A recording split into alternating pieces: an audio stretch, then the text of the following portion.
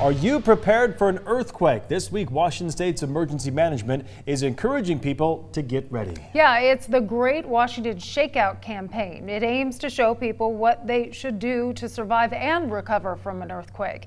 Experts say people here really do need to be ready as well. KREM 2's Alexa Block has more.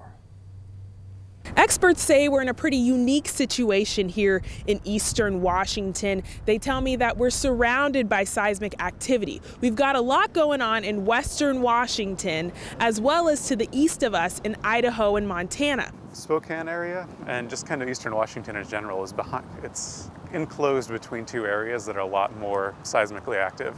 Brian Turbush is the Earthquake and Volcano Program Coordinator for Washington Emergency Management. He says they're encouraging people to prepare for earthquakes all over the state. Washington is earthquake country. We have the second highest risk in the country. We're only behind California.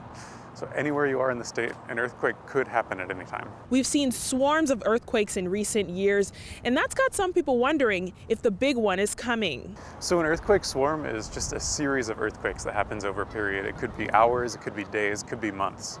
But it doesn't really have the same structure as like a main shock, aftershock that you might have in some of the more traditional earthquakes we've been seeing lately. In 2001, the Spokane area experienced these earthquake swarms over a period of months. We were asleep and all of a sudden we had a very large rumble in our bed. After a swarm of quakes this summer that left cracks in some walls, experts thought the worst was over.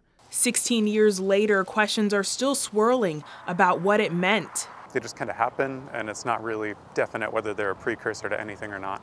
But that does not rule out a major earthquake hitting eastern Washington. Scientists just say it's less likely. Take a look at this map from the Department of Natural Resources. They've mapped out all the faults in Washington state. As you might know, faults can cause earthquakes. Now, on the western side of the state, you can see all these faults have been recorded, but on the eastern side of the state, there's not as many. A few years back, the U.S. Geological Survey did discover a fault line that runs through Spokane. But this area is not very well studied as to what kind of surface faults there are.